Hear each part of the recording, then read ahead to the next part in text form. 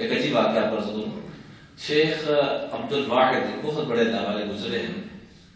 ان کے پاس ان کے ساتھ ایک عیسائی پادری، عیسائی راہب کہہ لیں، پادری کہہ لیں، سفر میں اکٹھے نکلے.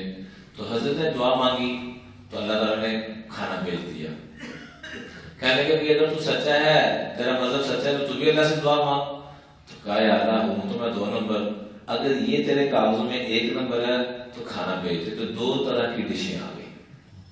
ان کو نہیں بتایا، دعا کی کہ یا اللہ اگر میں تو ہوں 2 نمبر، لیکن یہ تیرا 1 نمبر بندہ لگتا ہے. ان کے ساتھ سفر جو کیا، سفر کا لفظی ترجمہ ہی کیا بنتا ہے؟ سفر کا لفظی ترجمہ کیا ہے؟ کھل جانا، واضح ہو جانا.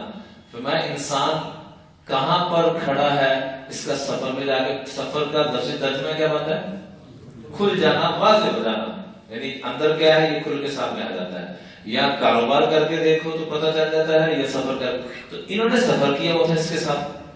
تو کہا یا اللہ میں راہب ضرور ہوں سارا کچھ، لیکن ہم باتوں کے ہیں یا عمل والے لوگ ہیں، ان کے صدقے سے میرے پر رحم فرما دے. تو یہ تھوڑی دیر نا ان کو تو نہیں پتا تھا اس بات کا، پریشان ہوئے کہ میرے لیے ایک کھانا ہی ڈبل کھانے کے آگے.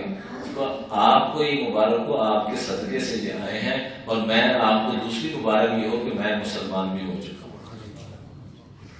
تو اللہ والوں کی صحبت، اللہ والوں کی سنگت، یہ انسان کو بہت آگے لے جاتی ہے، اور اس سنگت سے دوری انسان کو تباہ و برباد کر دیتی ہے.